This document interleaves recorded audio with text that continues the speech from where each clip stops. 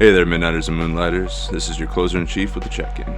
I'm here with Jolly Green and Big Smoke, moving the latest batch of the dip into the emergency sprinklers. Gotta be ready for any potential tune incursions through the fourth wall containment field. Jolly, make sure you keep those barrels level. Secure that pressure line. Chief, I'm a professional. Come on. Alright, I gotta get back to the work, but join us over in the break room for tonight's shift. Press start. And hey, if you're the one always getting stuck training the new hires, hit those like and subscribe buttons. This one's for you.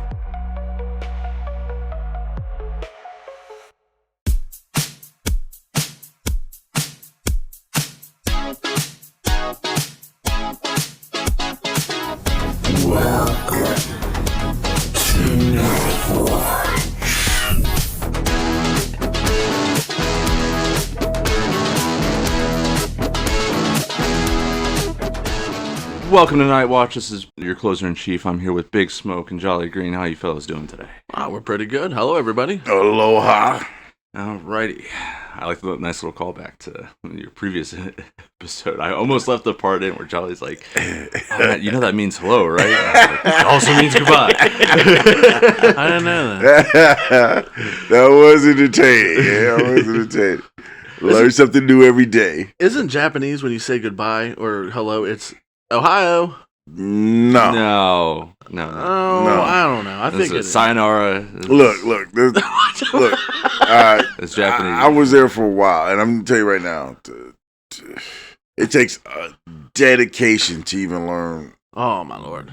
Barely passable Japanese. I mean, there's so many different ways to say so many different things. I think I want to say dialects, but I think that's wrong. There's like the old way they do it, and then there's the newer way they do it. No, dialect actually is the right word. Is it? Dialect is the right way, yeah, but their inflections are so. I mean, you can say the same word with a different inflection, and it means something totally different, completely different. Yeah, so I'm like, stay away from Japanese if you're really not. That's expert. Let's do yeah. And forget the writing, because there's different types of forms of writing for it too. I'm like, I was lost all the time, always asking for directions because it's just writing is just insane. Off topic, which we all know I don't have much sense. You said what was Japanese? Well, sayonara was Japanese or one of the ways of Japanese saying goodbye. Yeah. It's like the more formal way, I do believe. I already opened my mouth. Yeah, I thought that was Mexican. Spanish? Yes. Oh, my Lord. Racist.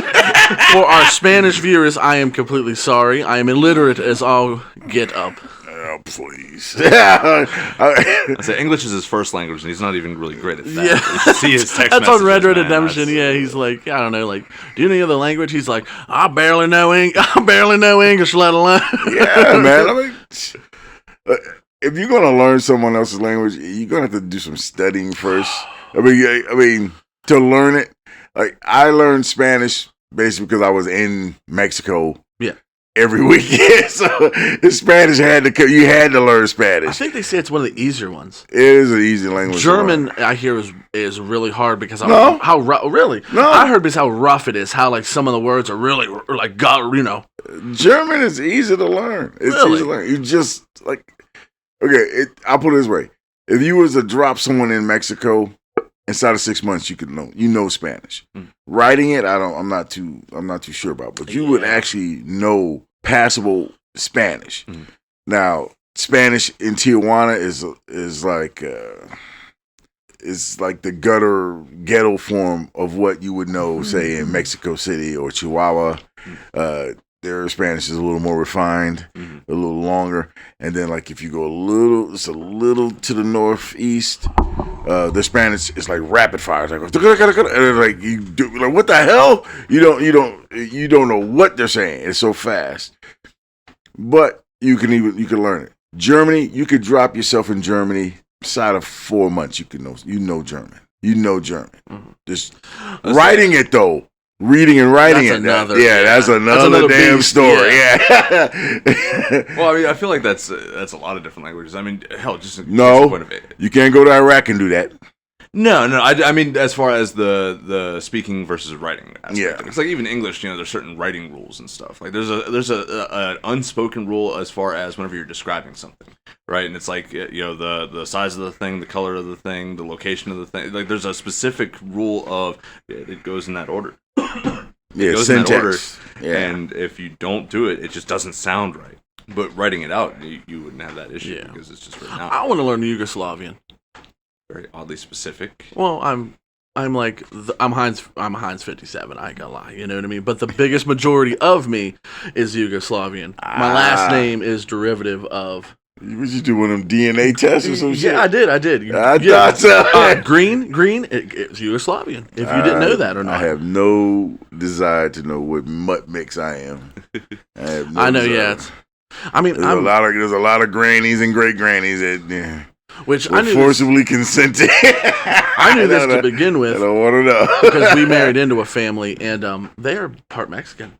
So I have the littlest. I mean, 0.00001%, a little bit of Mexican in me.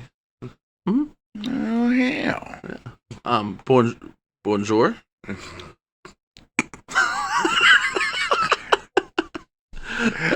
Konnichiwa.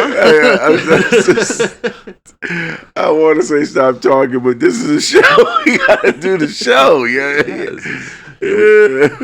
I say, well, if we're going that route, then I didn't do one of the tests myself, but the rest of my family did. My brother, sister, parents, and unless I'm adopted, then at least some of the mix will be there present for me as well. And it's the pretty obvious majority Northern European, Western European bloodlines. A lot of German, a little bit Irish. Well, a good bit of Irish, like half German, quarter Irish. I always simplify it down to about 7/8 Viking and 1/8 Native American. Yeah. Any of them alive over there? Oh, I have no idea, man. The family's massive, but like the ancestors that moved to the U.S., from my understanding, tracing it back, it was an old Hessian mercenary that came over fighting for Canada. Really? And it was one of those things of that it was fledgling country, didn't have money to pay him, but all right, well, here's a couple acres of land, settle up the place, and then his descendants came down through bringing with a lot of the French fur trappers and natives in the area and stuff, moving down south and settling into the Pennsylvania Dutch area around Pittsburgh, and then. And then they all spread out from there. There's a lot of stories like that. One person comes over and says, let me get a foothold. I'll get a hold of you guys when I do. And then once they, get a little bit of land, get a little bit of clout, you know what I mean? Then they start bringing over their family from there. Nope, not that for my family. Not that way at all. Cotton. Oh, no. I was thinking of something. You look at that ugly truth, Jolly Green. You look at that ugly truth of history. Yep, that's You stare it down. Don't flinch. Don't flinch. Don't look away. Keep looking. Yeah, when you look into the abyss looks into you. Then, I don't want to bring the whole topic down, but I was gonna say slaves. I was gonna say Big Smoke. If you had to think of what your ancestors were, what would they be? I was gonna set it up, but he set it for me, so I didn't have to be an asshole. We were slaves. Chain gang. No, that was after the slave. Oh, shit. In jail. Before any of you actually types get in the comments, yes, I do know that Viking is not a hereditary thing, but an occupation. Yes. But most of my bloodline, oddly enough, whenever you trace down through the timelines and everything, it's whenever a lot of the various Viking groups were raiding through those areas, especially as the Normans and the Danes were setting up. The Danes, yeah. So a lot of the bloodline through there. And so when it comes to slavery, I feel like I can respect the struggle because I'm sure that at some point my ancestors were also in chains. Yeah, the blacks didn't have no monopoly on slavery. I mean, I was confused that was coming. I mean, I was reading about the yearly ratings of the Moors when they was raiding Italy and Sicily, and that all came from that movie True Romance when that guy was talking about how some Italians and Sicilians, why they don't look alike. He said because the Moors raided every year, and there was some copulation going on. They left a little bit of themselves behind. Mixing a little bit of the bloodlines. Yeah, that's why a lot of them are like, their hair is not quite straight. It's really wavy and it's dark, and those eyes aren't blue; they're hazel. Which I don't think they get that much respect for that. I mean, they went all the way from up north down to Italy, and it depending on what you believe or not. To America, Finland. You know what I mean? To America. Ain't no need to believe it. I mean, yeah, like there's documented evidence. Yeah, good luck saying that. You're a cheek swab away from knowing the truth. Yeah. I mean, I agree with that totally, but good luck, breaking the. But you try to tell somebody that? Man. Don't you know Christopher Columbus is a saint? I mean, God. There's a fight going on. Oh, yeah.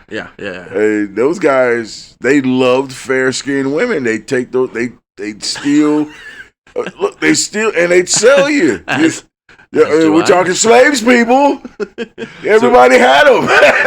So help me out here, because I'm not familiar. Who are the Moors? I've never heard of them. The Islamists, Muslims. Okay. Oh, so they weren't Vikings? Oh, man, I was so confused. No. Oh, Moors were not Vikings. I swear, I read something that said they traveled down really far and raided Italy or something. I mean, I could be wrong. They raided the Mediterranean coastlines. Mm-hmm. They basically Northmen. Okay. They basically followed so I'm not the coastline. Totally. Yeah, so you remember the show Vikings? Yeah. All right, so Bjorn Ironsides. Mm-hmm. He was notorious for leading these massive incursions down through, and he mapped out a lot of those regions along the Mediterranean, set up trade routes and everything else. That's why a lot of the Islamic groups or Islamic peoples in those areas, as well as the Vikings, were mixing and mingling, and where you get a lot of those blue-eyed or hazel-eyed types that are over there. Even east, they I think that's where the Rus or the one of the Russian precursors, yes. That I think they called them the Rus or something like that. Mm-hmm. That derived from them mixing in with them and stuff and settling in. You know what I mean? Settling down. Fact check, Jolly. I'm calling BS, but we're gonna fact check it. Like, comment, and subscribe. If I'm wrong, let me know in the comments. I want to reach for my phone and start fact checking, but this is a good conversation. Let's go ahead. We're talking about slavery, people. Slavery. Everybody had them. I was saying, it really goes to show we are all one people. Everybody was a slave. As I said before, we're all one people, and we all like fair skinned women. We really, every one of us, really, really do like that. Slavery? No. Sell me some peoples? I mean, every culture had it at some point. My goodness! I mean, whether it was spoils of war, if it was conquering lands, if it was the taking your land, taking your shit, taking your people. The Romans didn't care who you were. If you weren't Roman, Legionnaires going to snag you up and put you in a cage, and hey, I'm taking you home and selling you. Yeah, well, ultimately that's what got them in trouble because they didn't have enough Romans. Mm-hmm. They started. They mixed. They were taking other people's wives, and then they were like, well, we don't have enough armies to protect the stuff that we've taken. Well, let's make the indigenous people Roman soldiers, part of the armies. Made them part of the armies. The auxiliary. And that kind of bit them in the ass. They took. So you're gonna arm these people that outnumber us like 5-1 per unit? We just came in and slaughtered them. We burnt their fields. Give them some weapons. Give them some weapons. We just ripped them pillage all through here. We're gonna make these dudes, give them weapons and say, hey, you work for us. You don't think they're going to have an attitude about that? Whole council applause. Oh, what a wonderful idea. Just the whole Senate and the Coliseum cheering. Yeah. I don't know why they're at the Northern Gates pounding on the doors, trying to get in. I mean, who are the... Oh, man. Who are the Franks? Well, no, I was thinking of the real savage, the Carthaginians? I think that's it. Carthage. Carthage, the Carthaginians. Yeah, but they destroyed Carthage, though. Are you talking about Hannibal? Yeah, but they took a lot of their fighting men to fill in the auxiliaries, and then those guys turned on the Romans. Yeah, again, I don't understand what that thinking produced. Except you talking about early period in that, or late? During the Roman Empire, yeah. Like a later period? Well, their first big push north. if I remember correctly, was because was Julius Caesar part of the campaigns against? They Carthage? did. He did take a lot of part. I don't know about Carthage. That guy was decades in the field. So But he up north. Oh yeah, Gaul and all that. Oh yeah, that was all him. Maybe it was Gaul. I'm thinking. Yeah, he ran through all that. Yeah, I'm not super strong on Roman. Yeah, Carthaginian. When they had the war with Carthage, I think it was the. Fact check me if I'm wrong in the comments. The Punic Wars, I do believe. I could be wrong. Not Punic. Pyrrhic. Is it Pyrrhic? I thought it was Punic. Regardless, I think those were the wars where Hannibal... We are lacking in knowledge on this one, people. Hey, they're here for our opinions, not our facts. This is not the even History if Channel. they're wrong, they're here. Look, as long as we get some comments and subscribe, you guys are idiots. Listen, Rory was the legionnaire who survived everything and, dragged around the Pandora box and, made sure that it survived all the sacking of Rome and everything. And so, get that little Doctor Who tie in. You guys are staring at me like I'm okay. I was so confused. I'm staring at you like, Doctor Who? That's what I was thinking. Yeah. Like, what the fuck are you going to bring Doctor Who into this? Because this is what we do, man. This is nerd culture, not Isn't Doctor Who running around in a dress in some of these episodes now? No, they got a woman. Well, they had a woman that was like 2 cycles ago. Then they brought 10 back. They brought David Tennant back. Yeah, only the crap on him. And then now he's a black gay man.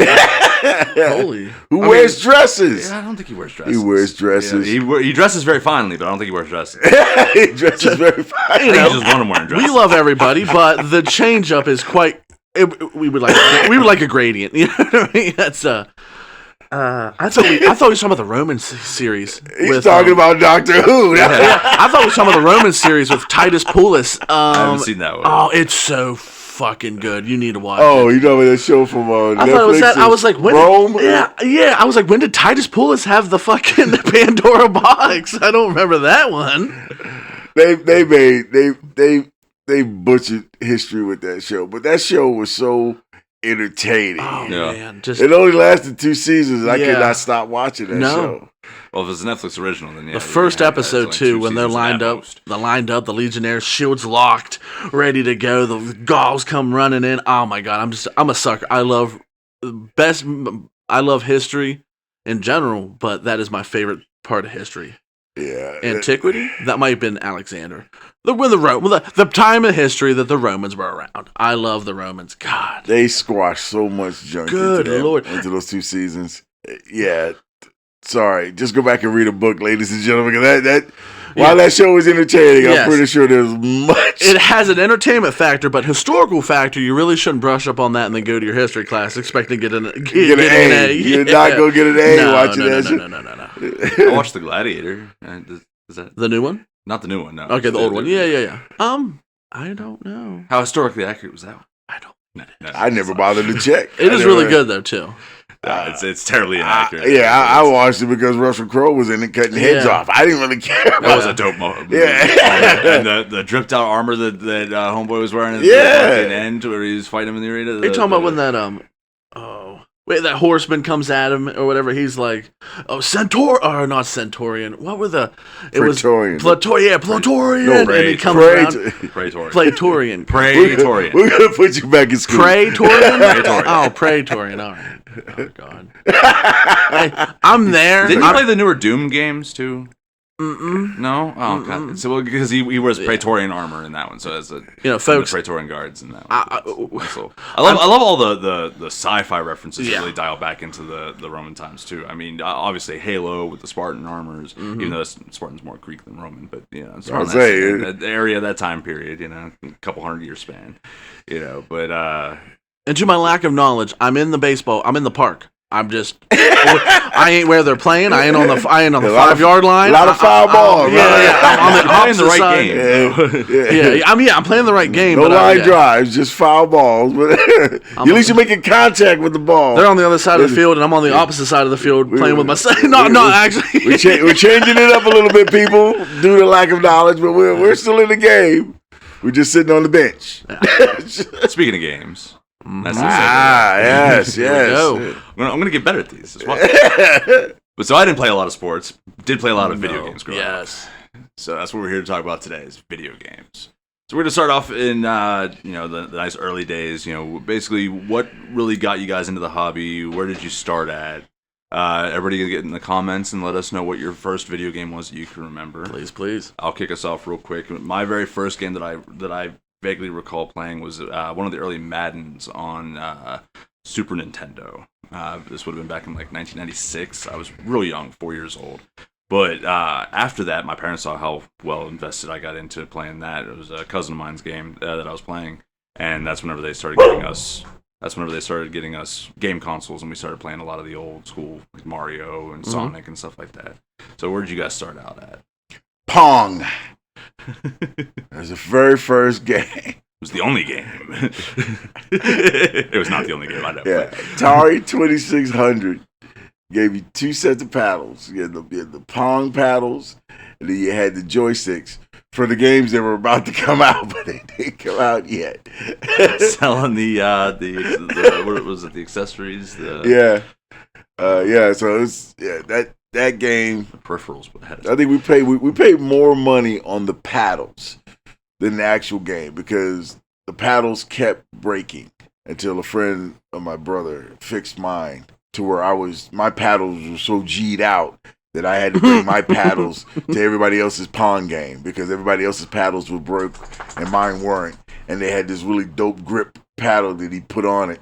It was awesome. I was a king for a while. Big Smoke, was that before or after you rode your Triceratops home and parked it in the shed? Yeah, I didn't have a Triceratops. I have a big giant monarch butterfly. And I rode that. I flew in. I didn't ride in. I flew in. Flew in with the Quetzalcoatlus or whatever they're called. Behold the monarch. Totally different thing, people. Totally different thing. But yeah, I mean, go back to episode 12. Yeah. Please give us some views on that one. Jesus. Yes. Yeah. Pong. Play Pong to death. Got really. I'll put it this way: your reactions and your spatial awareness really was needed with Pong because if you get the puck right on the edge, then rather than bounce straight back, it would bounce back at a 90-degree angle or 45-degree angle, and then to bounce up, down, and you had to find out where that Pong was going to get there, and then of course you could go off the screen and then lose, but you had to keep the Pong tab right there to get it. It's very exciting. Pong. I watched a history on that, and I can't remember what it was. I'm not even going to say it, but there's a history. Go look it up on YouTube, guys. Yeah, they made a whole documentary about it. I think it was a fuck-up or something. It wasn't supposed to be a game, and then they were like, yeah, this would be an all right game. It was something, I can't remember. The first dedicated game system that they figured out was using old sonar tech they pieced together that they figured out that they can make the lines change on the screen by hitting the certain dials, and then they just started programming it so that they started interacting with each other, and then they got the okay, yeah, I knew it was something cool. Never knew, don't care. Yeah, played the fuck out of it, had fun with it. That's all I need to know. All I know is that on Christmas I got a 2600 along with everybody else in the neighborhood. We all had the same damn game, and we all was like in each other's living rooms, pissing the parents off because everybody only had like one television. You only play it on the living room television. And Dad wanted to watch baseball or wanted to watch the news. Of course, 8, 9-year-olds don't understand why you want to watch the news. We wanted to play Pong. Mm-hmm. And then after Pong, basketball, which didn't look like basketball at all. It was just this L stick figure bouncing a square. Yeah. And it was, but that was the first one where you could play directly with someone else. Like you get your stick figure to steal the square from their stick figure, and you can shoot. And it wasn't even like you didn't do no Steph Curry fancy pose. It was like it looked like an alley oop, a flip up by. You flip you flip the square up, and if you didn't flip the square just right, the square wouldn't go into the square hoop, which didn't even have a net. Yeah. It's very exciting. So what about you, Jolly? What was your first game? Where did you get started at? My first game was game system was the Nintendo 64 and the Sega. And I got into Majora's Mask. My pap was a big one into them. You know, even as old as he got, he still played games. I think before he passed away, we got him, it was a few years, but we got him Tears of the Kingdom. Anything Zelda. He was like, let me know. Keep me up to date. You know what I mean? And that's honestly the first time that I got into a system. I was like 6 or 7, maybe a little bit younger. But he played them and I was like, I'll try them out. You know what I mean? And just loved it. That fucking moon was scary. Yeah. I hated it. I'd reset it every time I come to the end. I'm like, this is too scary. Guards are Karen. See, I didn't play much of Majora's Mask. I played a lot of what was the big one on Nintendo 64? Ocarina of Time. Ocarina of Time, yeah. Don't know it. You don't know Ocarina of Time? That was like the big one. I know you played a lot of the original ones on the original Nintendo. Which is a funny thing.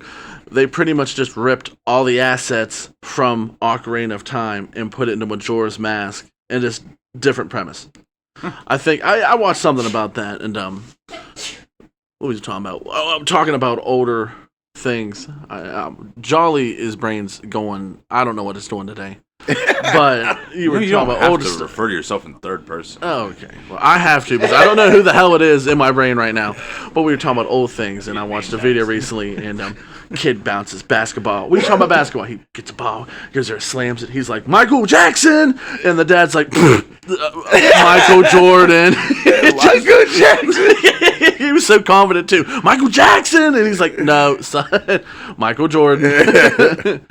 But yeah, those were my favorite games, and I mean, there's plenty. I mean, I wasn't really into them, but every time I get onto his house, didn't have a system up to that point, would play that. And Halo is what really, not Halo 1. I didn't know there was a Halo 1 for the longest time.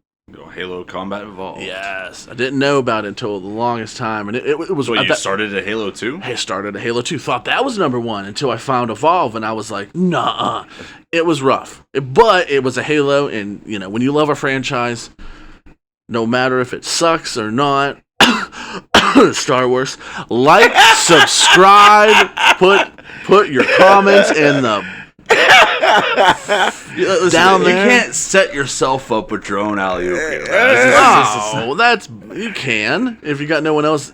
Oh my god! Open your alley. Oh my god! Trust me, we will call you out on it. Now, for me, I was saving you guys the time. Oh yeah, okay, yeah. Look, I actually came into it when there was like a game console war. Okay, because we had the Atari.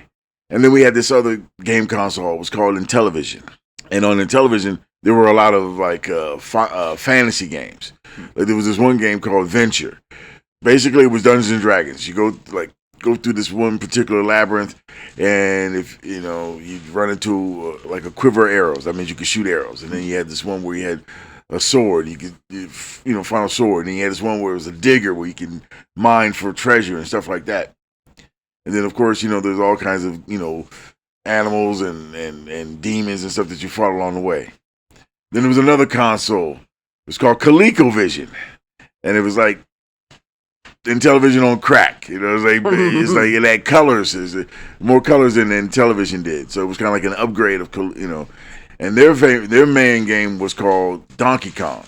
Everybody's heard of Donkey Kong. And everybody played that game. It's like, and there was that song that everybody dun dun dun dun dun dun dun dun dun dun dun dun dun dun dun. When you got the special hammer where you could actually beat the crap out of it, all the barrels this guy was throwing at you, and it's like you never got the girl because Kong would always take the chick away, and each level just got harder and harder, and then you had like this. I think it wasn't Nintendo 64. I don't think it was. It was another different game, but it was more computer than video game. They had like these cartridges that you could stick inside the console, and they had like Conan's Wrath and stuff like that. And Conan didn't ever use a sword. He had a boomerang. Yeah, it's like look, and it's like, wait a minute, Conan has a sword. Why does he got a? But no, they don't care. We're just throwing the boomerang. And then, of course, you had Sega, and then you had GameCube.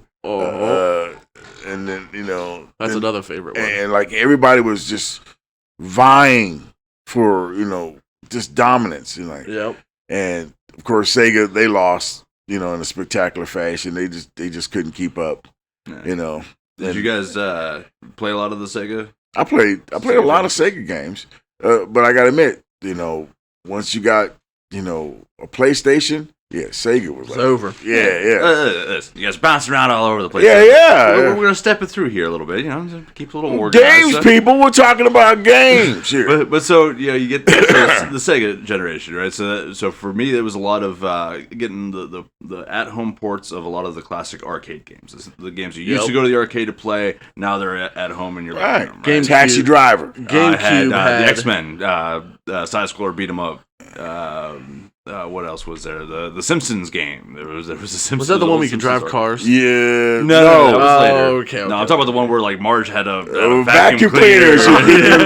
Jesus. Yeah, it was like Teenage Mutant Ninja Turtles. Teenage Mutant Ninja Turtles. Yeah, I mean these were these classic side scroller beat 'em up Street Fighter type games. What was it? Twin Dragons. A lot of those kind of games where you're just going through city streets and beating people up for points. They just programmed us for violence. I didn't. Everybody ready to throw down street violence style. I didn't play much Sega. There was a few games I did play. It was a Sega was probably gone by the time you were alive. Oh, of course. But my pap had it. He's young. He's like only a couple years behind me. And you guys are like 20 years behind me. Yeah, so you're old. We get it. I'm ancient. Wizened. Yes. Wizened. But yes, I didn't play much Sega. A few games on that. And I played, like I said, what got me into gaming was the Xbox original. When the GameCube came out. Roughly around the same time. Oh, really? I didn't know that. Well, when the GameCube out, the same time wait, hang on. The regular Xbox or the Xbox 360? The regular Xbox. Okay. Original. I played, what is that? Brothers in Arms on there. That was another good one. But the GameCube, as I was saying, I'm sorry, getting off track. GameCube had Wind Waker and, what is that? Something Princess, where you're a wolf. Twilight Princess. God, that was... I haven't even played these games. I'm going to say Wind Waker and... They were that well advertised. Yeah, the Wind Waker and... What was it again? Good Lord. Like I said, Princess. Folks, I'm everywhere today. Twilight Princess was, in my opinion... Comment on put in the comments down below if you think I'm wrong or what is your favorite Zelda game. Those were the two favorite Zelda games. As we were back to what we were saying about the older games, they came out with, I don't know if it was the first arcade bundle, but it was, you got this arcade bundle that had 100 games in it. It was a disc and you put it in and it had Joust, Rampage. I remember that game. It had, what was that one where it was like, you can be a barbarian, a bowman, or a spellcaster, and you'd kill a bunch of Gauntlet. people. Yeah, I've never seen such bravery. Yeah. That was I threw a lot of money into that arcade machine playing Gauntlet. So I didn't play a lot of the older games, but when they came out with them packs, and they still do to this day, and I download them just with a snap of a finger. I'm like, oh yeah, I'm gonna have fun going back, playing them. PlayStation 1, PlayStation 2, Xbox, GameCube era. The biggest one for me at that point, Mortal Kombat. I can't stand it because you can't play with nobody. I didn't have online. I'm a bit of a country boy. And an only child. So I didn't have anybody. I had a brother to Well, to my cousin play. would come down, and that's like Modern Warfare, the first one. Or the second one.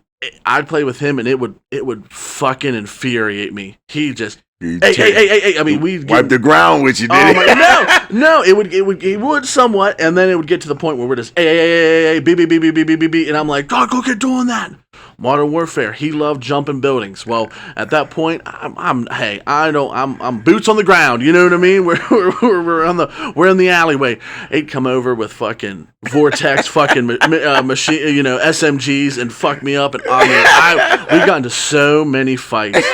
I think I kicked him out of the house so many times. Real quick, while we're on that topic, did you guys have your special anti-cheat methods of no screen peeking?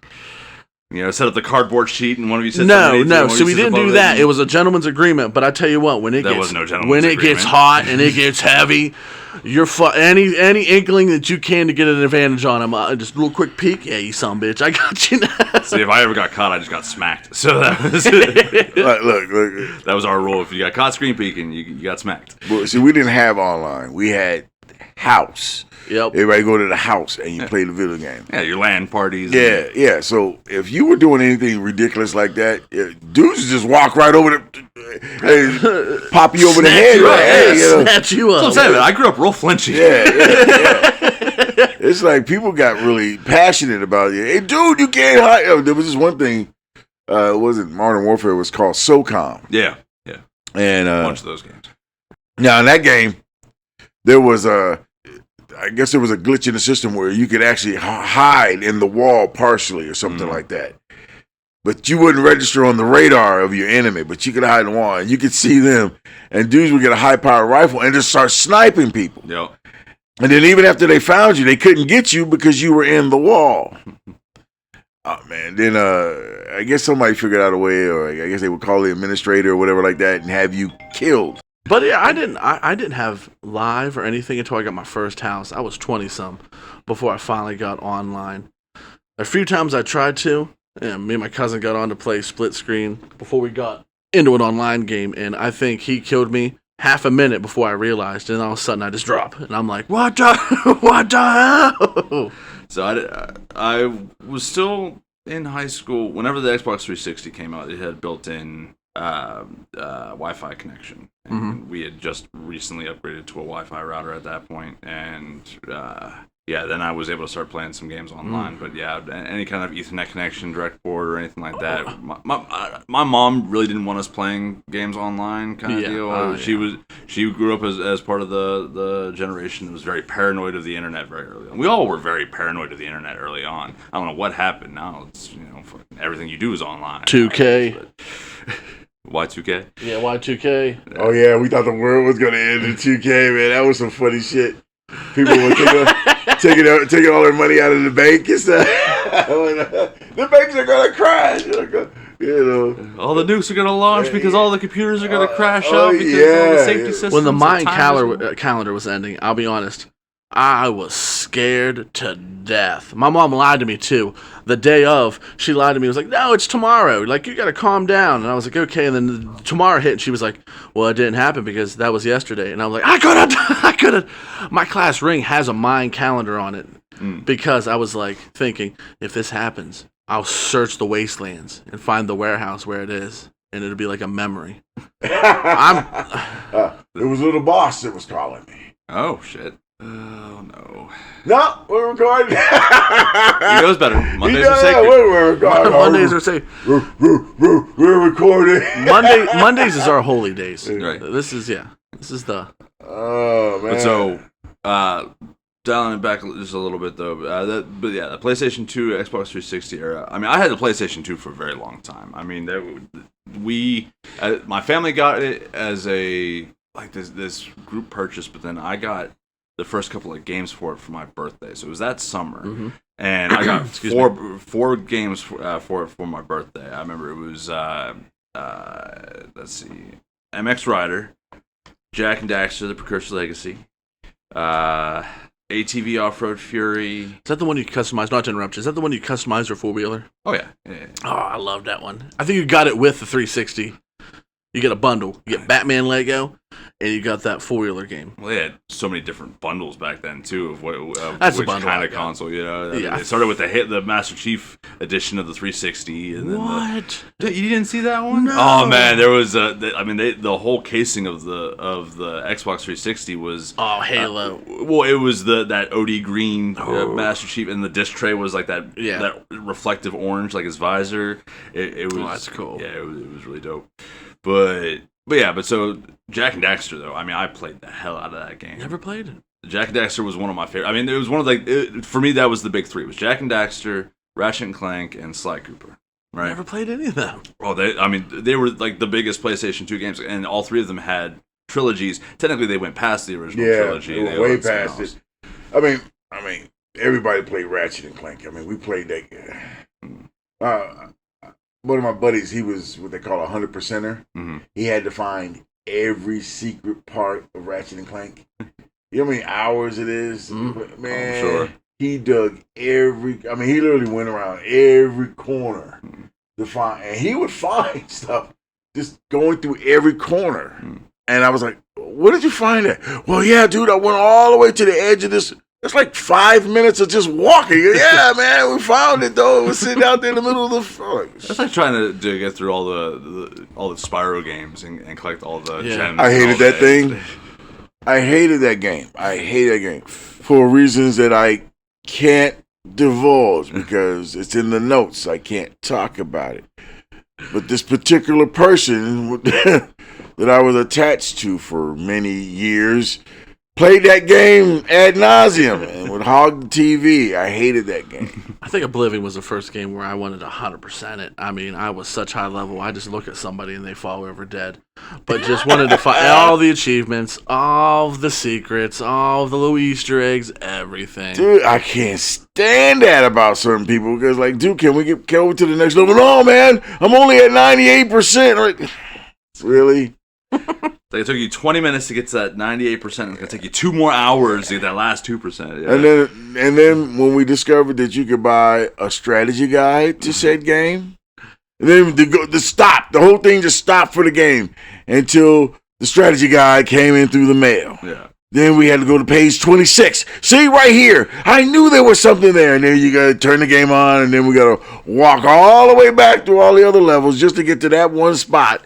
Reminds me of some of the getting some of the skulls in like Halo 2, Halo 3. Like you gotta go to this back alley and grenade jump through onto this one little thin piece of a wall and then bounce up and then gets you outside of the map and then you can go across the buildings over to this other alley and drop down in and there's a cave where the developers hit a little Easter egg Sasquatch or caveman or whatever and there's a skull there and you click the skull and that gets you a little thing that makes confetti pop out of the grunt's heads when you shoot him in the head. Yeah, there was a game. There was a game like that on on the 2600. You ever see Ready Player One? Yeah, I watched the Okay, remember that game that he was going through the secret area in the darkness, and the creator of the game. That's the only secret level on that game is that because they weren't allowed to take credit for the creation of the game. So he made a secret level that you could make, that you could go to, and it says, "Hey, I made this game." Yeah, that's the only thing. We broke our necks trying to find this secret level. We heard about this fabled secret level, and after we found it, it was like, "What the fart? That's it? That's it? That's cool and everything, but that's it." Oh man, oh god, that game. That game was fun as hell too, because you just and like no special graphics. You're a square. What game was this again? Venture, I think it was on the 2600. Okay, I thought you said that one was the NTV one or whatever, or Intellivision one. No. I think it was Adventure or Venture, one or two. I know it was Dungeons and Dragons. I know that much. Dude, this is how old I am. I forget things. And y'all gonna have to forgive me, people.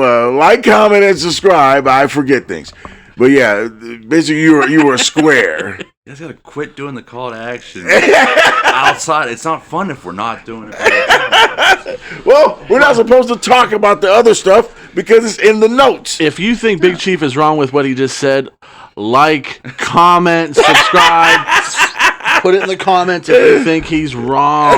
No, not the scissor hand, not the knife hand. Just put it away. Holster it. But you try to do a thing. You try to do a thing. You don't want to be a tyrant. But sometimes he's got to put down the scissor hand and let him know. Knife hand. Oh yeah, scissor hand. I'm thinking Edward Scissorhands. I'm sorry. Great movie, but I've never watched that neither. I mean, Don't watch it. It's a total waste of time.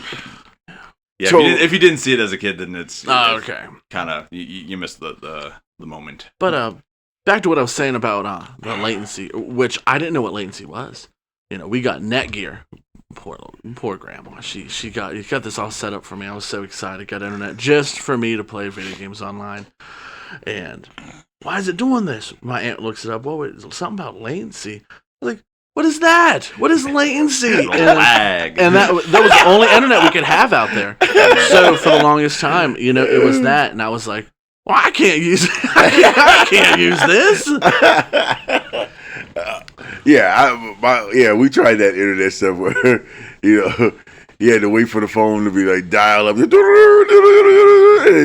hang the phone up, and then nobody could call you because your phone was connected. Yeah, it was on the same line. It was on the same line, and man, my dad would get so mad. What are you doing on that damn thing for 4 hours? Dad, we're talking in Japan. Well, you need to turn that shit off. I'm waiting for a phone call. Fuck them people from Japan. We had our dial-up didn't whatever the hell they had over there because they were beating the crap out of us, and it looked like they were like running at Mach 5 to our little like bunny steps, and I didn't realize what that was until I got into Signal Corps, and we had a T1 connection for the internet, and that changed everything. Is that better than fiber optic or? Well, it was equivalent to like, bro, this is what 1995 numbers. So we were getting like 200 megabits a second. Jesus. In 1995, that's ridiculous. Well, we're running straight through the government T line, the government access line. They had so much data stream coming through that thing.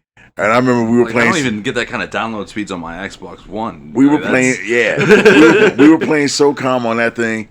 And we were murdering people, and for us it looked like we were just jogging up on people. And they're like, "Dude, who is this dude running at supersonic speed?" And that was us. And we were like, it was just killing everything on the screen.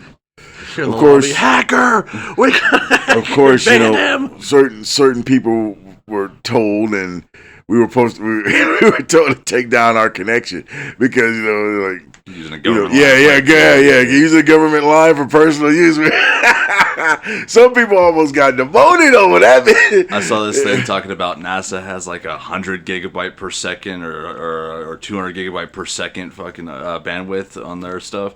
It was talking about a guy sitting at a desk over at NASA and just like, all right, open up your computer, start everything up, download GTA 5, play, boss comes, pass, right, delete GTA 5, walks past. Reinstall GTA 5, keep playing. You can download it in a second. Yeah, it's that whole game in a second. It's that fast. Oh God, that was such a man. And then we got really really prideful, and we challenged a bunch of Koreans to a game of StarCraft, and got summarily ass whooped. I mean, dude, how did they? We got the speed advantage. Why are they beating the crap out of it? Dude, I don't know. They're just clicking stuff. It looked like they're just clicking stuff at random, but there was a method to the madness because they'd have troops in armor and fighting people in like seconds, and they'd be beating the crap out of us, man. We couldn't beat those guys to nothing. Yeah, it's back before you realize that you can set up like macro changes. Yeah, like quick keys and stuff. Yeah, they mastered the quick key, and I was like, wow, these guys. I mean, we challenged them every Friday and Saturday night, and they would just beat us. And they would just be so freaking respectful as they were beating the crap out of us. We're talking trash. We're going to kill you. Thank you for the game. It was very nice. You guys fought very valiantly. Who the fuck are you guys? Just made us even more upset. It would be so nice. You fought very... Makes me mad even thinking about it now. Now I'm still mad. Nothing de-escalates my madness with just I'm sorry or kindness. I would turn absolutely a 360 and be like, no, I'm sorry. Like I shouldn't have got that crazy. Like you were so nice. Mean a 180. Yeah, we go opposite direction. I said 360. I'm whipping right back. You're going right back in the same spot. Dude, you should have let him go on more about that. I want to see how far he take it. I'd have took it all the way. Gosh. God, that's why we love you, John. That's why we love you, baby. This is why these two are here to keep me online. Just like to pick I on you, Yeah. I was going to say to keep me on track, but pick on me, whatever. I have a good time. Listen, you were an only child. We were not only children. You know, you need that big brother experience. Yeah, that's what we're doing. I think I was talking to a coworker, and I was like, man, I always say I wanted a brother or sister. And every person that has a brother or sister is like, no, the fuck you don't. I love my family. I want Dude, man, I loved being the youngest of 5. I did. I loved it. You were the baby of the family. You were the first two that I've ever heard say that. And I was almost a generation behind because I think it was like my next in line brother. He's 64. I mean, he's 11 years older than me. Yeah. So he was like 17 or something like that, and I'm like 7 or 8 or like that, and I got to be with the big kids. My sister, same thing. Though it was kind of, I think I was abused with my sister. She hung around the wrong people, so I shouldn't have been hanging around with those kids. But my brother was cool. But my sister, I swear to God, I learned all kinds of stupid shit I shouldn't have learned at 8 or 9. Yeah, but I love being dragged around behind them too. I did. See, I was the oldest of 3, and my younger brother is like a year and a half behind me, and my sister is 5 years behind me. Me and my brother at odds on a lot of things just because, we were almost yin and yang on a lot of stuff. Like, where I'm fairly patient, understanding, my brother is very quick-tempered and just very angry. Like, where I would get sad, he would get angry, right? A lot of the same mental health issues or whatever, a lot of the stuff that we inherited from mom, thanks mom, love you. But just it had different ways of coping and dealing with those things. And even still, like, we had to cooperate. I mean, there was, one bathroom. One bathroom. Growing up poor, bouncing around different apartments and stuff, it was very, grow up fast, and we had to look out for each other because, we moved away from the rest of the family, the extended family, fairly early on. Bounced around different schools, so didn't have a lot of friends growing up. So it was just the 5 of us, parents, brother, sister, and me for the longest time. So we got very close. And of course, if there's ever those times where the bickering got too out of hand, my dad would do one of those things of like, here's a big T-shirt, you're both gonna wear it at the same time, or you guys are gonna clean this room with one leg duct taped to the other, Yeah, but cooperate. My dad would do stuff like, first, my sister and my brother and I were squabbling, and sometimes it was like a 3-way war. We're fighting over something like cookies or something like that, and everybody's fighting over. My dad would just come in with the belt, and just start swinging it. And whoever was closest, they got the belt. They go, whack, whack. A flurry attack. Yeah, which way? My dad loved hitting that big leather ass belt with little metal studs on it. Just picturing a scene out of the Boondocks, man. Oh my god! Straight martial arts, nunchuck style. Yeah. My dad was. You try to run, just snatch you up with a whip and yank you back. Oh man, that belt would come out. Oh no, what was that movie? Pootie Tang. Yeah. Oh, Pootie Tang. I don't know what that is. Old blaxploitation action film. Very blaxploitation. Beating the fuck out of people with a belt like it was a martial art. I do. I have not watched a lot of Boondocks, but I do. Now I like you, and I want you. We can do this the easy way or the hard way. No. We're not doing anything the hard way. Okay, let's get. I'm a fucking warrior. I'm a warrior. Well, give me some of that man meat. Oh god. What'd he say? Did you say man bean? Man meat. God. You cannot have my booty. My booty is mine. You cannot have my booty. My booty is mine. Oh. Oh, there's some fucking funny movies. That is such a rough episode. But hey, stop that. God, dude, that's. But yeah, so no more Boondocks. Not that episode. It's back to video games, right? So, I had my brother and my sister. My sister, she played a little bit of video games. She was always like, wanting to keep up with her older brothers and stuff. And so she played a lot of like the Game Boy games. She played a lot of Pokemon. Played a lot of the she had a Barbie horse adventure game. Ooh. I ain't gonna lie, I actually played that a little bit. It was kind of fun. It was like, as far Barbie as horsey game? horse adventure, yeah. But it was the horseback riding aspect that eventually led me into liking the stuff like Red Dead and whatnot, or even early Oblivion. Which, cycling back to that real quick, my friends are gonna love me talking about this one. I used to have this really bad habit, especially with Bethesda games, where I would never make it past level 20 with a character. Oh, that's... I would start spreading my points and stats too thin, get bored with the character because I'm underpowered at the higher levels of the game, and restart. So I would play through the beginning of the game like a dozen times, maybe 24 times whenever it came to the older ones like Fallout 3 and Oblivion. But yeah, it was an achievement that was celebrated when I got a character past level 50, and then another one when I finally beat Fallout 3 3 years ago. Man. On a game that came out in 2006, I believe. Look, I never played Fallout, so I keep hearing all these references to Fallout. Oh my lord! Yeah, and I've never played it. You would absolutely love them, especially the early games. I mean, you like those classic. I still play Diablo. Yeah, one. I still play about one. You like those isometric view, top-down view type games, the old classic RPGs and stuff. You would absolutely love Fallout. Okay, like I played. Here's how I found out, like, my failings with Diablo. Like, I played Diablo. I played every character on Diablo 1 because I was like, okay, why am I dying so freaking often on this? I shouldn't die this often. So, like, I started, first I was doing, like, I'm going to max out my strength. And then, like, I was hella strong, but I'd wear out really quickly. I'm like, what the fuck? So then, like, okay. You're building up your endurance or something. Yeah, or whatever. Well, agility, yeah. So, like, okay, except for, like, the sorcerer. The sorcerer, you gotta have mana, you know.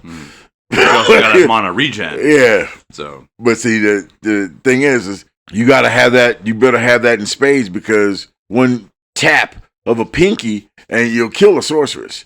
So it's like, Jesus Christ, you know. It's like glass cannon. Yeah. So then, of course, you know. The older Fallouts, or the Fallout 1, I liked where people would be like, oh yeah, I want to be strength. I'm gonna smack people with this baseball bat or whatnot. And you'd put all this in strength, hit points, stuff where you could do the VATs, and then you get out there and you talk to somebody and you're like, ooh, and they're like, get the fuck away from me, you idiot.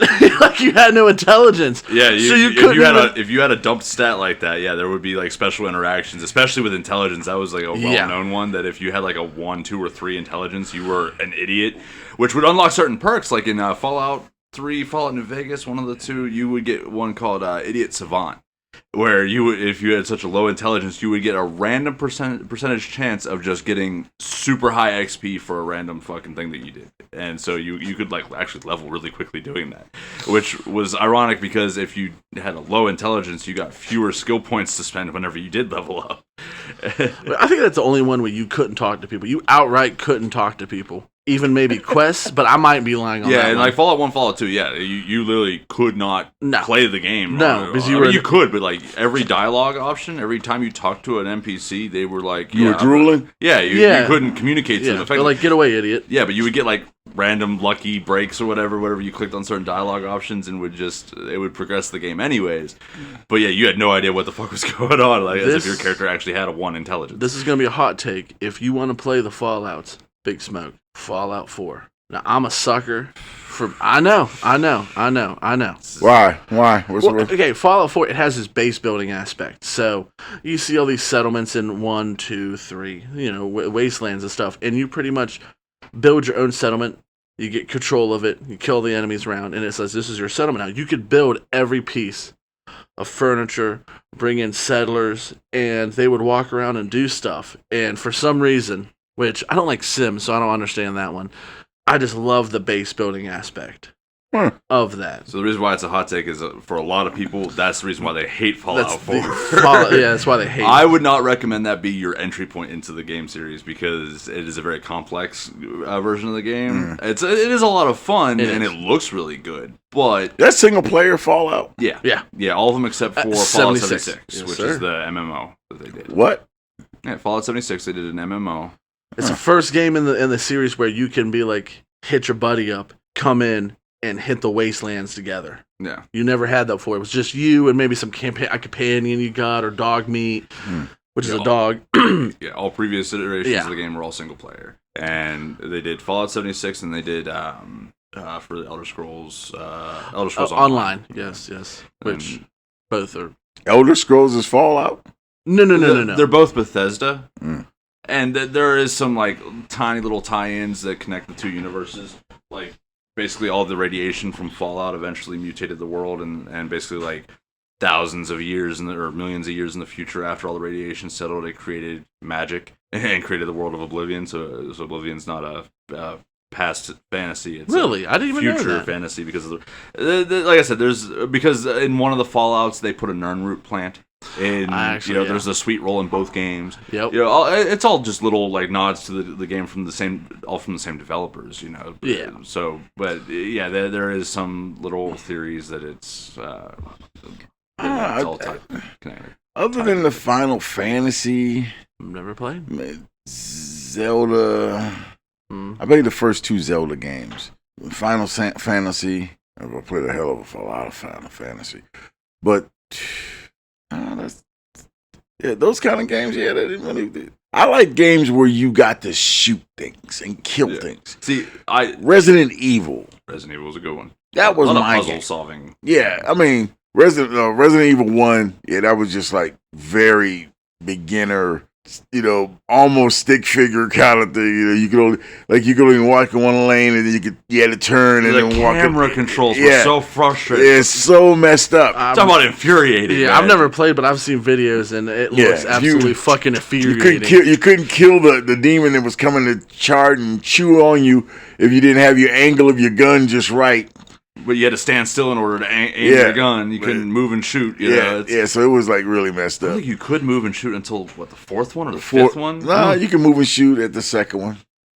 You can move and shoot, but the 4th one, when you aimed, it was like a lock-in effect. It would like almost zoom in onto the target, so you got a better aim sequence. Yeah, that was whenever the controller started, by default coming with both joysticks on it. Right, and then you got the vibration effect and all that crap. Back to Final Fantasy, I do want to play Final Fantasy. I've seen a lot of things about it. I end up playing it when I was out of state, and it looked really good with a buddy. And I was like, man, when I get back, I'm definitely gonna have to download it or something. Still have it, but it looks so good. I struggled through Final Fantasy X. It got really complicated because then you could start modifying your summons and modifying your character. Oh, that's when it started getting complicated. Yeah. Well, listen, my hot take for this episode is I'm not a big JRPG fan, not a big Final Fantasy fan, especially because it's like, all right, some of the stories you told me, right? So like you got to have like a specific material at a specific time and a specific moment to get it imbued with some kind of energy, and there's a percentage drop rate chance, so you got to grind. I hate the grind, and just in order to get the right material to or get enough of to it, build this thing, and that's. And like some of the things I've heard, like was it Final Fantasy VII? I think it was that had like a certain ending that the only way that you could get like the good ending was if you did all of these things exactly right. Exactly right. And otherwise your character dies or your friend dies. I play World of Warcraft every once in a while, but that's what infuriates me too. Is just that not just grind. I mean grind. Yeah. Just absolutely just There's no ending to World of Warcraft. No. But my rogue was the boss, dude. Whoa, that sucker. That dude can sneak up on God and steal his money purse. Yeah, my dude was awesome. All right, so we're gonna change up tracks a little bit here. What is the game that had the most impact on you? If you had to pick one game. God, there's this one third-person shooter game. It was survival horror. Something Dead Rising? No. We were out in space. Dead Space. Yeah. Dead Space. There we That was go. another. Dead Space is amazing. It is amazing. They remastered the first one. Yeah, It's I want to really get it. good. I want to get it. I mean, Dead Space 2 is my favorite game. Dead Space 2 was really good. I played that game to its extent. I mean, The lore- I got every piece of armor on that game. The lore behind that is amazing too. That was one of my first forays into eldritch horror and sci-fi. Yes. Yeah. And oh my god, yeah, absolutely just phenomenal game. Yeah, I played the very first time I played it. It kind of messed me up because like everything was dark and things would come at you out of the dark. Oh yeah. And I mean, I'm an old man, and I went to bed and I was like, dude, I'm kind of amped out. Yeah. Like, I mean, they're scary, but I mean, they're scary. Like a lot of jump scares in that. Oh god! And like there was one moment that because like in the first game especially, like the elevators were your safe space, right? You get to the elevator, all right, level's complete or whatever, you're safe, nothing can touch you in the elevators except for that one time. A necromorph, like as soon as you get in there, you close the door, you think you're safe. It comes right out of the ceiling. And then it just busts through into Yeah. Oh, fuck, man. That fucked me up. Yeah. Now I can't trust even the elevators. What the fuck? I was safe! They'd be like playing Dark Souls where they made bonfire mimics. Really? No. I'm just saying that would be as if. Yeah, just to. I remember I was bored one time. I wanted to see how many different ways I could die. Yeah, some very gruesome deaths. Some of the ways he kills you is like, whoa, it just reminded me of, so they did a kind of a spin-off thing. It was called Callisto Protocol. It was from a lot of the same developers as Dead Space and everything, and it plays almost identical. Very tragically short game, but a great cast and great gameplay. But one of the early DLCs, or not DLCs, but I guess it was a DLC, but it was an update. They added in a bunch of extra like death animations and stuff, and I thought it was funny that like they had one big chunk package just for death animation. I was gonna say there's so many death animations. I do that a lot. I go deaf, and they're like, "No, you don't mean deaf. You mean death." And I'm like, "There's a difference." That's what I said. Death. Yeah. Just immediately thinking of Cat Williams. This shit right here make you go deaf. It's called deaf. When are you smoking? You die? No, not deaf. Deaf. I got shit to do. Cat Williams, man. Oh, Pimp Chronicles. Shoof, that was. Oh my god. But so, all right. So Dead Space, big impact on you. What about you, Jolly? What you got? Very generic answer. Halo 2. Okay. I mean, you were telling me that you had a great story with your uncle getting you into it, and uncle. Cousin. Or your cousin, sorry. Yeah, I'm sorry. I was confused myself there for a second. Yeah, no, my cousin got into it because I went to his house and he was like, yeah, check his game out. And I'm like, yeah, this looks cool. And just, you play it and it's like, this is all cool. The aliens are cool. The universe, as I said on the last thing, the lore behind it, oh my God. It is one of the best. And I'm a sucker for lore. I've never beat it. Never beat it? Oh my Lord. Never beat it. I've beat it quite a few times. my reactions are just too slow. I cannot beat it. Oh, it's so. I get chewed out. I get chewed up on every campaign. I will say the newer ones I don't like, which is it's the advancement of the lore and stuff. It's advancement of time. Humans are at the right, just at the same level, if not more now, of the Covenant Remnant and all these different things. I just loved Halo 1 and 2. Halo 1 and 2, where it was. Wow, they have 5 ships. The Covenant are coming at us with 5 ships. Super carrier and a couple frigates. We're gonna need about like 50 of ours. You know what I mean? Like it was mad. I mean, we just threw ourselves at them to beat them back, and just that. I don't know, that idea of just like we're losing. Like there's nothing we can do. Oh my God, it's so good. Wait, Halo 2 is that the flood? Yeah, they introduced the flood. Yeah, and no one. Well, yeah, they introduced it in Halo 1, but it was they were the major protagonists or antagonists. Funny story. 2. I didn't know anything about the flood. I didn't play 1, so I'm on the second one. You know what I mean? I'm like, all these aliens, and oh my God, playing as the aliens. They need, my goodness, developers. You need to bring back the next Halo. You need to be able to split which I don't think they can do it anymore. How they set it up, it'd be weird. But they had it where you played the Covenant one mission and the humans the next one. You never fought or killed any humans when you were the Covenant. It was more like there was a rebel faction of the Covenant. Rebel faction and everything. Halo heretic faction in Halo 2. Yeah, and you would never even got to that part. You would play as that was whenever you were able to play as the Arbiter. Yeah. The hell, I didn't even get past Halo 1 then. Oh my Lord. It is. Oh man, I'm a loser. I didn't get past Halo 1. It's so good. I love the difference between how you could play the aliens and whatnot. So I'm going to cheat a little bit here just because I have two major game influences, but they're both like evenly split. I could not pick between the two. So the one is also Halo, but for a different reason, right? So yes, I got super into the lore. Absolutely love Halo. I mean, Chris, I've got a Halo Infinite poster. As much as I hate that game, we got it posted up on the wall right there, you know? That's the last one, right? Infinite? That's the most recent one. Not to get you off track, I hated how they didn't have 2-player. Now they do. Yeah, I haven't played it yet. Oh, yeah. Well, I'm waiting to get somebody to down to want to play couch, you know what I mean, co-op, and I want to... So to get into why Halo is so meaningful for me, that was one of the first multiplayer games that I'd ever played with my buddy JB. Mm-hmm. So I met this cat back in middle school. He was the very first like real friend that I have ever made, and he is basically the older brother I never had, right? So he invited me over for his birthday party, and it was 4 of us playing the split screen multiplayer, and then playing the campaign split screen couch co-op for the longest time. But so we started playing every Halo game, and we've played every Halo game except for Infinite. But we've beat through the campaigns on all the games. Every time a new one came out, magical. That would be the first thing we did was we jump in and we run through it and then try to get that legendary run. I think we've only completed a legendary run on the first 2, maybe 3. But what's that legendary run? It's the highest difficulty setting. Yep. It's if you die, you restart the game in some of the earlier ones, but later on they changed it to where you just restart the level. You lose all your progress if you die instead of just going back to the last checkpoint. Jackal snipers. The Jackal snipers. My lord. These guys go from like cannon fodder to the deadliest motherfuckers in the galaxy, and will pick you off from across the map. You have to keep moving steady and know basically where everybody's at and just rush through with pinpoint accuracy. In the game, it's either they have shields and pistols. I remember those guys. And they hold the line, right. They kind of blocks it, or they're snipers. And I mean, when you're on legendary difficulty, they smell you. They smell you, and they just go. And I mean, that point hits you right in the dome and every drops. Time. Yeah, single shot, time. You're dead.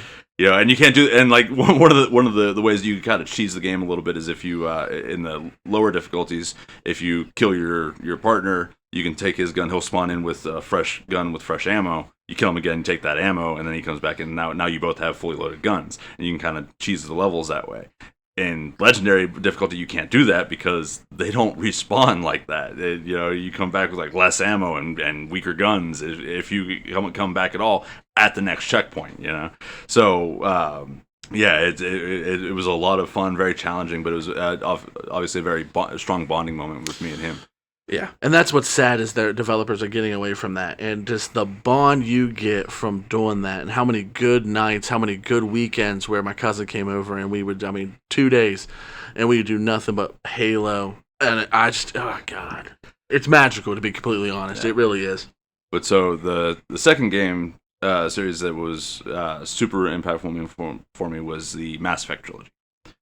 So the original Mass Effect trilogy, I got into it back in 2012, whenever the third game had come out. At that point, I was going through a massive depressive spiral. I was at home doing absolutely nothing, was rotting in my bed for months, and was getting really, really bad. And my buddy JB, he recommended, well, hey, you remember that Mass Effect game we were playing, or we tried playing, because we tried playing the first one, and it's a little bit rough, but when I was younger, it was a very difficult game. But so he said, the third one just came out. Why don't you try getting back into that one? I'm like, all right, I'll give it a try. And so this was back during the GameFly days when I could, order a game to show up at the door in the mail. You could pay to keep it if you wanted to. And so I did that. I played through the first one. I remember those days. And it was one of those very few other developers were doing it, where your save content would transfer across the games. Yeah.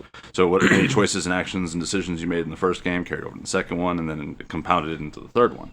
And so I played through the first one, got the second one in the mail, played through it, got the third one in the mail, played through it, and as soon as I finished the third one the first time, like, that was amazing. Now I gotta try it with different choices, different options, So then I jumped back to the first one, and I played through the entire trilogy back to back, nonstop, 12 times. I mean, me too. I was a little bit later on getting into it, but I remember the first one I played, didn't know there was other ones. Figured that out.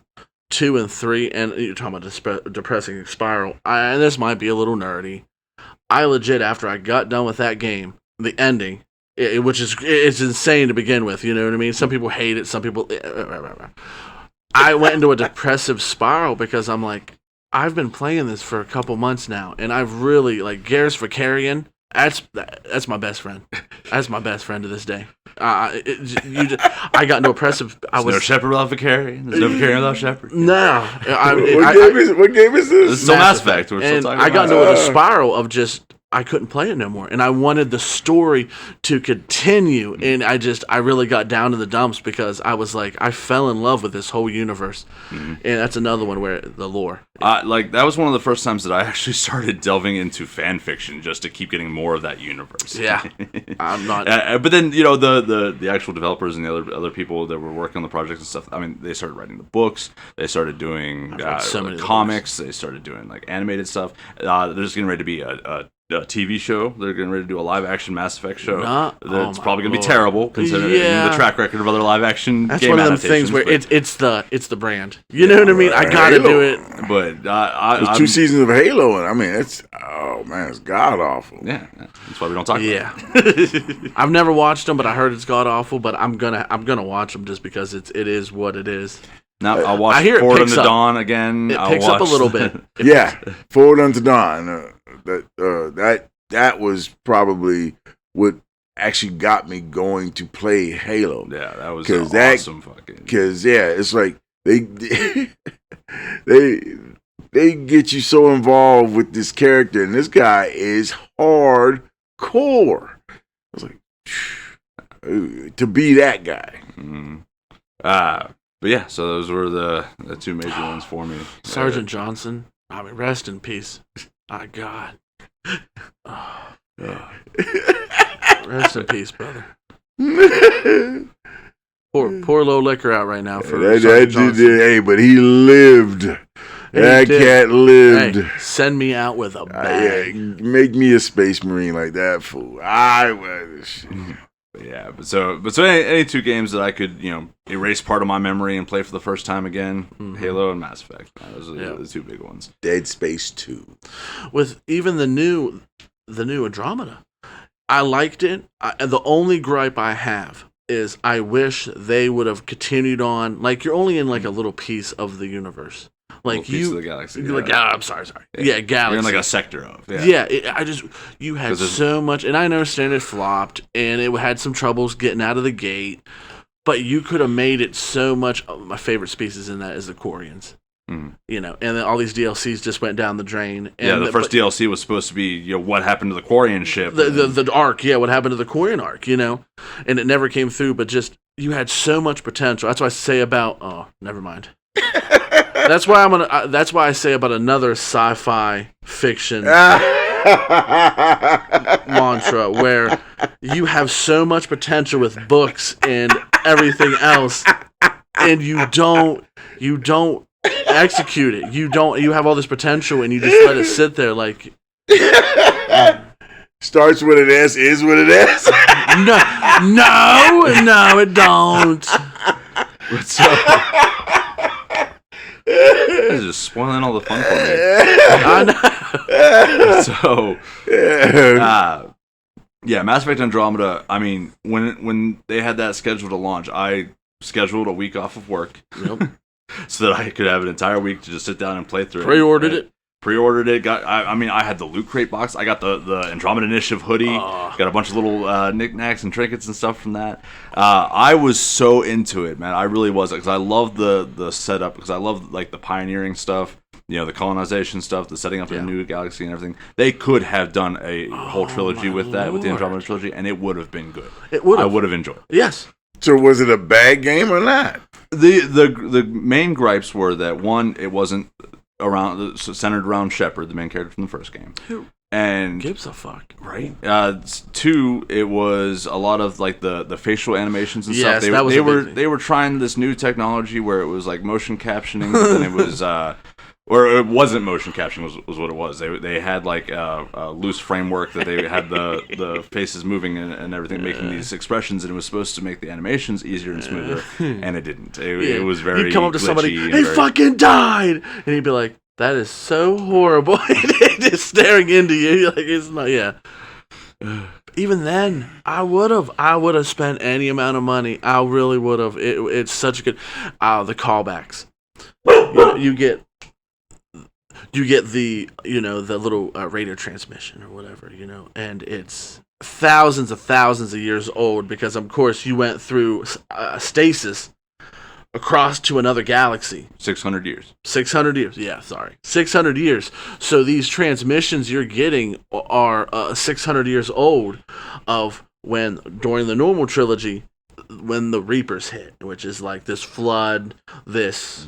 They were basically eldritch AI that were living in dark space outside of the galaxy. Yeah. These people made them, and they were like, we want war to stop. We want famine to stop. We want humans to stop making AI that end up turning on us and everything else. Can you help us? So he thought, and the only thing to do that is there's cycles. Let them go for 100,000 years. It gets so advanced when it comes near where they're making tech to start doing all this stuff. They come into the galaxy and they wipe the fucking slate clean. Every intelligent life above a certain degree, any spacefaring race. Yeah, wipe them. Is that the one with the cockroaches? Cockroaches. We're still talking about Mass Effect, right? Yeah. Are we talking about that Mars movie again? every episode I mention this, I keep thinking it's that.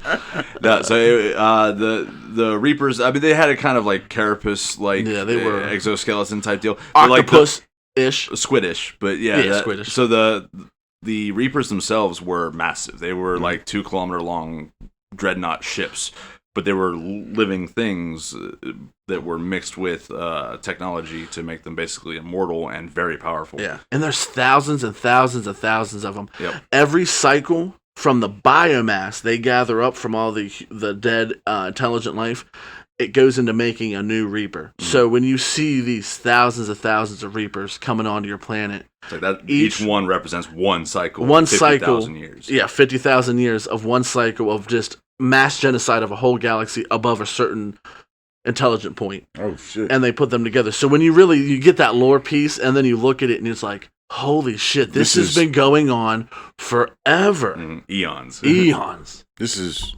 Tyranids. Yeah. I mean, it really is. Man. Yeah, flood Tyranids. It's that trope. Yeah, but so and Mass Effect Andromeda, nothing to do with the Reapers because the guys that left in the Ark, they left before the Reaper invasion started. There's like a year gap or 2 year gap between. They just loaded up a ship and took off. 5 ships, but yeah. That lore point, they believe, maybe that was because some people knew it. Some people that had money in their pockets believed Shepard when he gave this warning and was like, let's get the fuck out of here. So if Shepard didn't go with him. No, he was down to fight. He was staying and he was going to fight the Reapers. Okay. Yeah, so basically when they leave for Mass Effect Andromeda, it happens between the second and third game because up until the end of the second game, all like the Galactic Council and everybody else like, no, the Reapers don't exist. Yeah. We're just dealing with the Geth, the you're fear mongering. Yeah, but then Krypton is not going to explode. No. And then the third game hits, and it starts off with you're on Earth, the Normandy, the ship that you fly around has been grounded, and you're like trying to explain like, hey, these guys are coming, what? And then that moment, and then the Reaper invasion starts on Earth and several other places, but they're all hitting simultaneously. But yet you're on Earth, and you gotta fight your way to your ship and get your crew together, and everybody's all spread out, and everything's all in like a half dismantled pieces. And you hear about it through them 2 series, and then that final series, like. Mars Outpost just went dark. I mean, like, absolutely everything's going dark.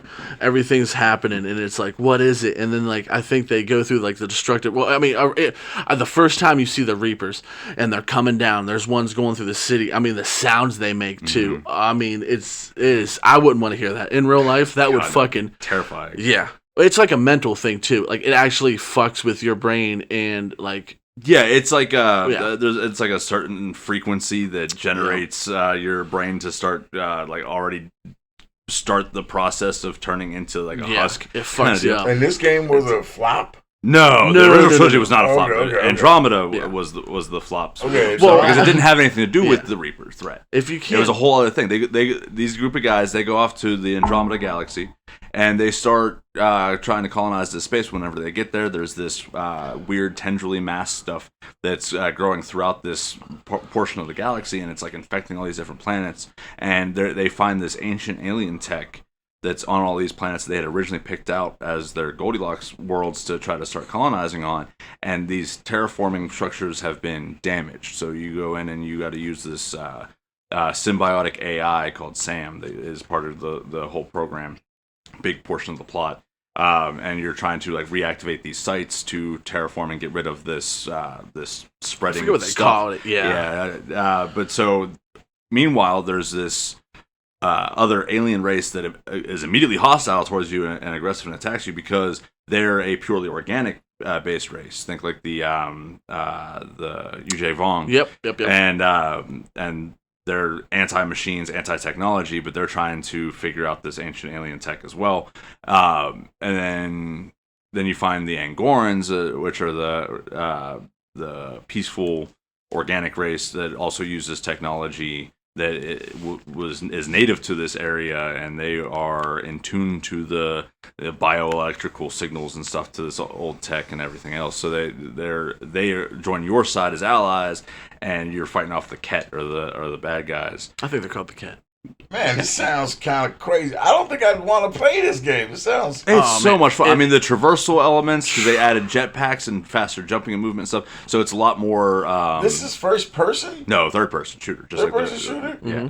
Dude, it sounds like but you playing get so many, Sims. No, you get... No, because it's not the gameplay isn't setting up these colonies and outposts and stuff. You do that very basic. by running through with guns and just shooting. It's almost like you complete a mission. You go into the area, it's all run down. You complete a mission. It's like, we're going to set up the colony. Next time you come back to that colony, it's all set up and everything else. You don't actually have to get in there. And your merchants. And okay. If you can't this tell. This is like just watching water drip. I wouldn't want to play this. No, the gameplay itself is so actually good. super fast paced and a lot of fun. See, my favorites are the Krogan in the Mass Effect series. And this is Mass Effect. That's Xbox, right? And it's on all of them. I mean, the first game was originally PC and Xbox exclusive because it was Microsoft and BioWare. But then EA took over with BioWare. No. And so then it was... And they took care of the second and the third game and Andromeda. And then they did the re-release, the Legendary Edition, which came out on PlayStation and Xbox which and PC. Is decent. Is really good. Yeah, they smoothed out a lot of like the clunkiness of the first game. Second and third didn't need it. So one needed it. So we got Mass Effect 2. Yep. Then we got the Andromeda. No. Mass Effect 3. What? Well, because like I said, Mass Effect 2, they leave, or in between Mass Effect 2 and 3, the Andromeda Initiative leaves the galaxy, right. And then they're in cryostasis for 600 years. Okay. So chronologically, you wake up 600 years after the events of the third. So when did Andromeda come out? Is it the last game that comes out, or did it come out between 2 and 3? No. The game itself came out in the universe lore. Like I said, time out. When did the game come out? Oh, okay. When? 2017. Okay. Mass Effect Andromeda. Okay, so Mass Effect 3 came out 2012. So Okay, so it came out last. Yes. Okay. I'm trying to figure, like you said, between 2 and 3. I'm like, okay. We were going off a universe. Chronological in game. Okay, between the events of the second game and third game. You dingleberries was in the weeds. I was like, well, I think you're the only one that wasn't tracking. I was not tracking it. You're right. That's why questions. We got way off track. But to my point, in Andromeda, you get these radio messages that are like 600 years old, and it's like Liara to Sony, which is one of your companions you can get in the 1, 2, and 3. In the original trilogy. And then there's, I think, a video one where it's like, we don't know what the fuck they are. They're just coming down from the fucking sky. And you hear the fucking blasters going off. And it's like, they're fucking wiping us out. And it goes blank. And that's a radio transmission from when the Reapers attacked in the third one.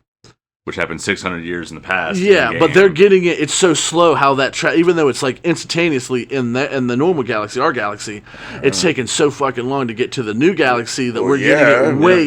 Travel through dark space. I think that's so cool. We got a little homage. We ditched you guys. Peace out. But yeah, so that's Mass Effect. That's Halo. That's. I'm sorry. I would say if you can't tell, me and Chief. You are really brain dead today. I'm sorry. The Mass Effect got me in general, but the Mass Effect got me like I can talk about it all day. Yeah. You two kind of went nerd. I knew we were gonna. Y'all went nerd extreme on that one. If you enjoy the Mass Effect games, you kind of go all in, man. It's there is no. It captivates you. You can dip the pinky toe in, but if you play through all the games, if you have the patience to get, because like even playing through them 12 times, I think the fastest runtime I was able to, like, I'm not a speedrunner by any means when it comes to games, but the original trilogy, I think I got it down to about 45 hours to get through the first game, 30 hours to get through the second game, and 60 hours to get through the third game for each playthrough, and I did that 12 times. Oh man, I want to go to something else, but I don't want to. Go ahead. The final battle. Every choice you made through 1, 2, and 3, if it hindered it, helped it, at the end battle, you get all these species together, like, we're fucking taking Earth back. Yeah, like, you're gonna help us or what? All the allied races. So you slip space. No, that's Halo. Okay, what are them called? I know they're the The Mass Effect gates. Yeah, the Mass Effect. The mass relays. Yeah, you mass relay in, and it's just like and it's all these species, and you fight. And depending on if you did good gathering up all these people to help your cause, you go in there and you get fucking wiped. I mean, every scene is different. It's one scene, if you did good, the fighters do good when they finally hit the enemy fighters. They're blasting, they're doing good. Or when the big ships start pounding away at each other, you actually take down some Reapers and shit. Or if you did bad, your fighters are just getting tore up left and right. You know what I mean? And the other one, when the big ships come together, fucking Reapers just going with their one tentacle and knocking a fucking ship in half. Like, it just depends on how good you did for them 1, 2, and 3. Well, 1 and 2. Perfect example. Do you remember in the movie Serenity? Yeah. Whenever they gather up all the Reaper ships and everything, or Reaver ships, and hit the one planet, and the Alliance guys are sitting there like, all right, it's one ship, everybody, aim on that guy, and then all those dozens of other ships. It's like that, man. It's just like you get the Normandy, as first in through the mass relay, and then all the Alliance ships, and then it's all the Quarian ships and the Turian battle cruisers and the Krogan transport ships and the Asari fucking dreadnoughts and cruisers Which game is this? This is Mass Effect 3. This is like the end fights. It's like you're taking the fight back to Earth to reclaim Earth. And it's just this epic moment. The music's going and everything else. And this is the one where Shepard dies. At the end of fucking mouth. That is not proven or disproven. Hey, come on now. Look, I'm the guy that never played these games. But I do remember there was some controversy about this fool dying, and everybody got all butthurt that they had to actually remake the ending of the game. So everybody's butt stopped. There is one ending that Shepard lives. If you do good enough and get enough of them points and whatever. Actually, the disappointing thing for me is that that's the canon ending now, because they're continuing into Mass Effect 5. They're planning on continuing the story, and Shepard lives. Shepard was cool, but he wasn't like the star. The star was the universe. The star was the whole big picture that they built up and made this universe and whatnot. If Shepard died there, I would have been with you. Shepard was absolutely the main character. He was. He was awesome. Everything. If he would have died, I wiped my hands with it. The only thing that got me is the ending. Okay, well, hang on now. Okay, so you're cool with Shepard dying? I love him. The universe could exist without Shepard. Wait, hang on. You're cool with Shepard dying, yes. though, right? Okay, he's cool with Shepard dying. Please don't kill me in the comments. So, what is the game without Shepard? An absolute masterpiece of a universe built up with a lot of detail. Yeah, but you couldn't continue without him, though. Oh, you absolutely could. That's what Andromeda is. It's a whole nother person. No, but that's Fugazi. Nobody liked Andromeda. I'm talking about after that. So, they're talking about Mass Effect 5 coming in as like a couple hundred years after the fact. So Shepard will be dead, but the legacy that they left behind. Like his great grandchildren. Well, so some of the alien races in that one, they are very long lived. So Liara T'Soni is actually, I think Liara is actually the main character of Mass Effect, because she's the blue chick, right? Yeah. She's in all the games. How old is she? She's like. When you start in the first game, when you first find her, she's like 90 years old. And she's like basically still a teenager. And that's in their species. That's her pretty much as a teenager. Yeah, like the Krogan are the same way. That's why Krogan and Asari usually get together, because they're so long lived. They could live 500, 600 years. No, more than that. Yeah. Oh yeah, more than that, and that's why. the Krogan ally in Andromeda, he's over 1,000 years old. Damn. Yeah. Yeah, Mass Effect. I mean, you he's can- part cyborg and everything. He's got a bunch Yeah. of prosthetic parts batched in and everything. But yeah, he's Mass Effect. You play PC or you play what console you play it on? Any of them. now it's any of them. Yeah, Yeah, any you of can- I think they. It wasn't Xbox exclusive. The very first one was Xbox and PC because, like I said, it's Okay. Microsoft. But yeah, with the Legendary Edition, you can play through with the good graphics and everything. You can play that on any console. The newer consoles, at least. I don't think you could play it on a PS4. You know, Okay, you guys went way geek. You guys went way geek on that one. Even more than Big Smoke can handle. I mean, I'm like, wow, dude. This wedding invitations. You guys. Yeah, I love all of you, but if a portal opened up right now, Shepard come through, it was like, I need you for the fucking fight. Leave this all behind. I love you. I love all of you to death. Peace.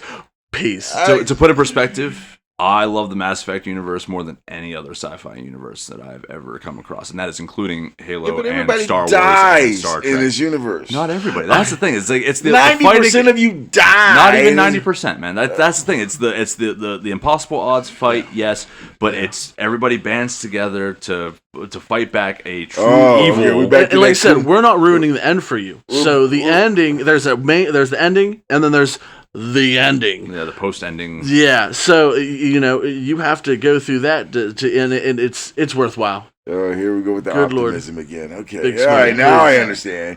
This is joy feelings from the both of you. It's that Disgusting. It's drawing the line in the sand. It's that perfect storytelling element of a truly evil antagonist. There is no gray area here. These things are here to kill us all for no other reason than they think that they are right and they think that they are doing what's best by their standards.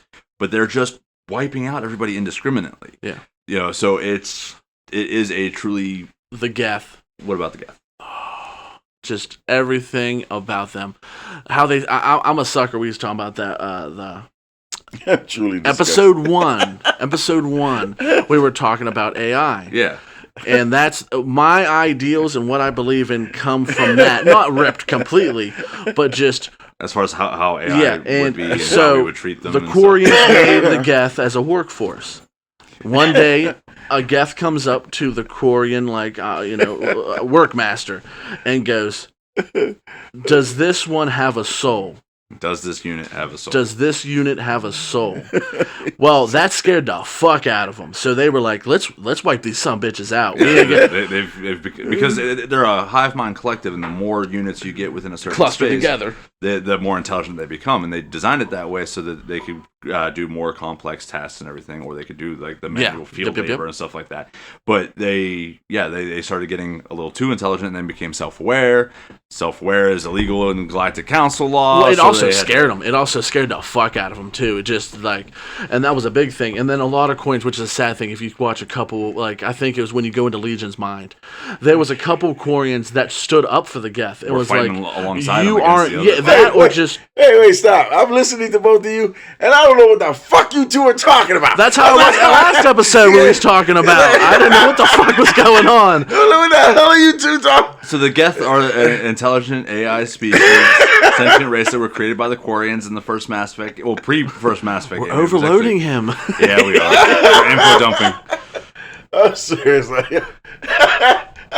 We should call it here. I mean, this is Jolly, one of these days we're going to get an episode just me and you. We're just going to nerd out about Mass Yeah, Effect. yeah. Last comment on it is you need to play them. That's Yeah. all we're going to say. Please, for the love of God, play Play them. Fallout, play Mass Effect. Yes, both. Yeah, that should have been like it at the beginning. And for all you wonderful listeners, get in the comments and let me know which was your preferred ending for Mass Effect 3. Yes. I always love hearing it. Me too.